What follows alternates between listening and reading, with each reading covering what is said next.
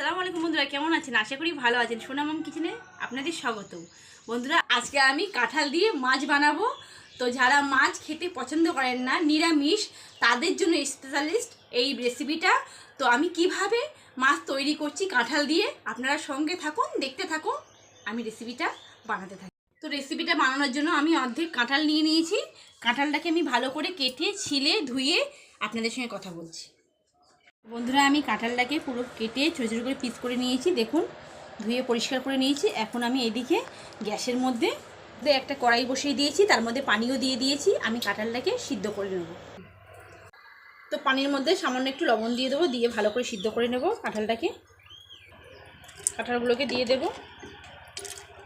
কাঁঠালগুলো দিয়ে দিয়েছি পানির মধ্যে। এখন কাঁঠালটাকে খুব ভালো করে সিদ্ধ করে নিতে হবে, তার জন্য আমি ঢাকাটাও দিয়ে দেব। বন্ধুরা, আমি কাঁঠালটাকে প্রায় 15 থেকে 20 মিনিট ধরে আমি সিদ্ধ করে নিয়েছি। এখন আমি ঢাকাটা খুলে দেখব কাঁঠালটা সিদ্ধ হয়েছে কি না। তো ঢাকাটা খুলে নিয়েছি, এখন একটু চেক করে দেখব। হ্যাঁ, সিদ্ধ হয়ে গেছে।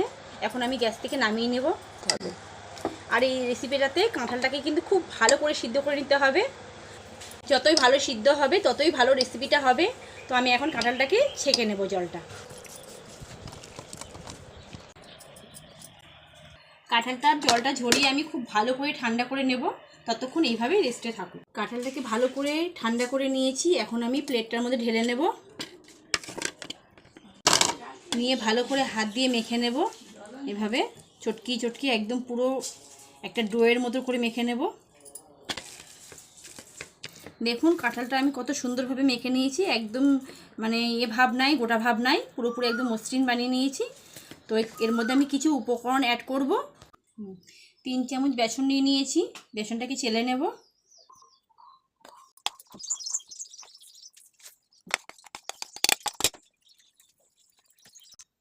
বেসনটাকে চেলে নেওয়ার কারণ হচ্ছে যে গোটা গোটা ভাবটা রয়েছে, এটাকে আমি ভালো করে হাত দিয়ে ভেঙে দিয়ে দেবো। আমি যদি না চালতাম তো এই গোটা গোটা ভাবটাও চলে যেত। তো মাছের যে দাকাটা পিসটা করব সেটা ভালো লাগবে না, তার জন্য আমি চেলে নিলাম। বেসনটা দিয়ে দিলাম। এখন আমি অ্যাড করব এর মধ্যে 2 চামচ চালের গুঁড়ো।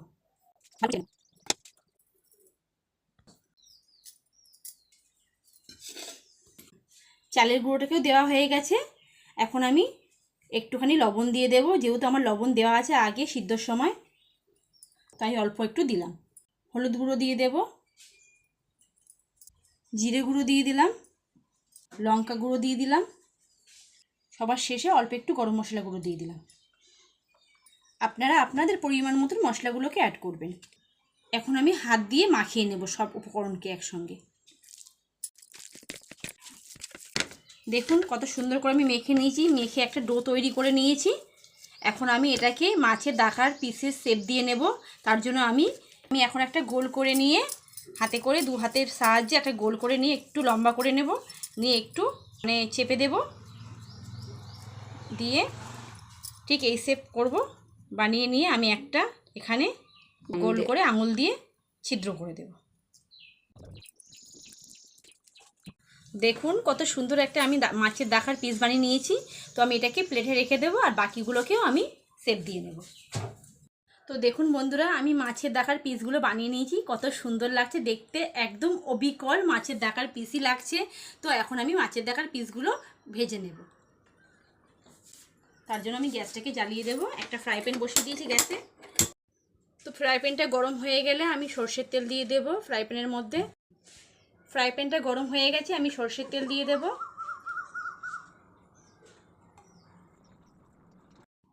তেলটা দিয়ে দিয়েছি। তেলটাকে এখন খুব ভালো করে গরম করে নিতে হবে। তেলটাকে খুব ভালো করে গরম করে নিয়েছি। এখন আমি একটা একটা করে মাছের পিস দিয়ে ভালো করে ভেজে নেব।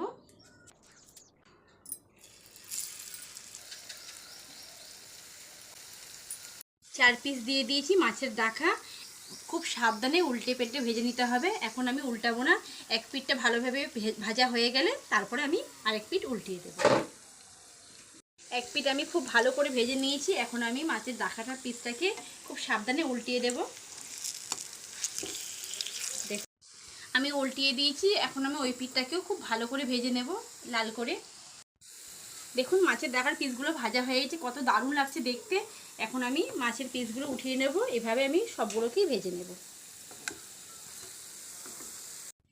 আমার মাছের দেখার পিসগুলো ভাজা হয়ে গেছে, এখন আমি বানিয়ে নেব মাছের ঝোলটাকে। তার জন্য আমি যে ভাজা মাছের তেলটা ছিল এর মধ্যে আমি মশলাগুলো অ্যাড করে দেব। সবার প্রথমে দেব আমি কিছুটা গরম মশলা,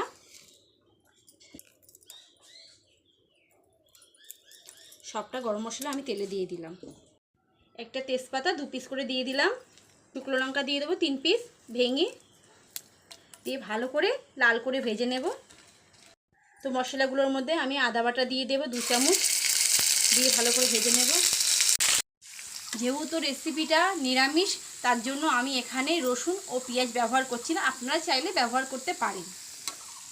আমি আদা পেস্টটা দিয়ে ভালো করে ভেজে নিয়েছি। এখন আমি এখানে লাল কাঁচা লঙ্কা পেস্ট দিয়ে দেবো 1 চামচ, দিয়ে ভালো করে কষিয়ে নেব।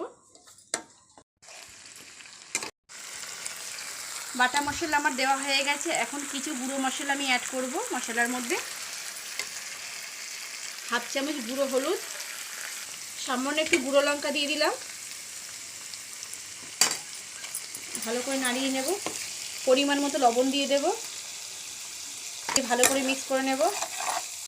1/2 চামচ জিরে গুঁড়ো দিয়ে দেব, দিয়ে ভালো করে মশলাটাকে কষিয়ে নেব। মশলাটাকে ভালো করে কষিয়ে নিয়েছি, এখন আমি টমেটোর কুচিগুলো দিয়ে দেব, দিয়ে ভালো করে কষিয়ে নেব। টমেটোটাকে দিয়ে ভালো করে কষিয়ে নিয়েছি, আমি টমেটোটাকে গলার জন্য একটু পানি দিয়ে দেব। মশলাটাকে খুব ভালো করে কষিয়ে নিয়েছি, এখন আমি জল দিয়ে দেব মশলার মধ্যে।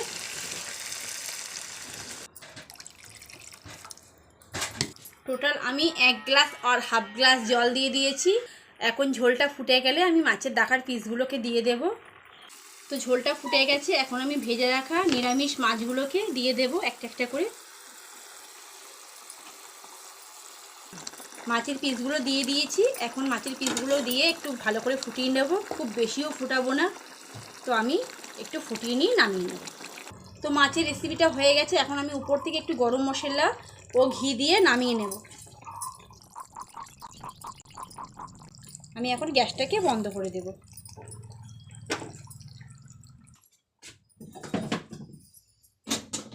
দেখুন আমার রেসিপিটা কমপ্লিট হয়ে গেছে, আমি একটা প্লেটে উঠিয়ে নিয়েছি। কত সুন্দর লাগছে, একদম অরিজিনাল মাছের দাকার পিস মনে হচ্ছে। তো মাছের পিসগুলো একটু ভাঙেনি, দেখুন পুরোপুরি সবকটাই গোটা রয়েছে। তো আমি এখন এটাকে পরিবেশন করব, আমার হাজব্যান্ডকে দেবো খেতে, যে কেমন হয়েছে দেখার জন্য।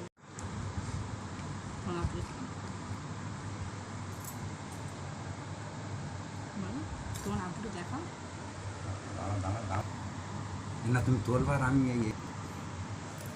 তো টেস্ট করে বলো কেমন হয়েছে।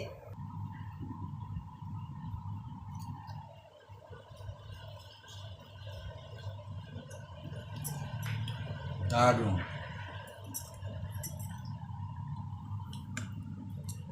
তো আমি একটু খেয়ে দেখি কেমন হয়েছে রেসিপিটা।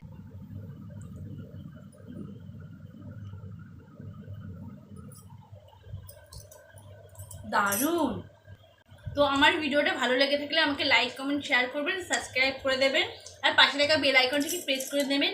নতুন নতুন ভিডিও নিয়ে আমি আবার চলে আসবো আপনাদের মাঝে, এভাবে নিত্য নতুন ভিডিও আপনারা পেতে থাকবেন। তো বাই বাই বন্ধুরা, আল্লাহ হাফিজ। নেক্সট ভিডিও দেখা হচ্ছে, কমেন্ট করতে একদমই ভুলবেন না।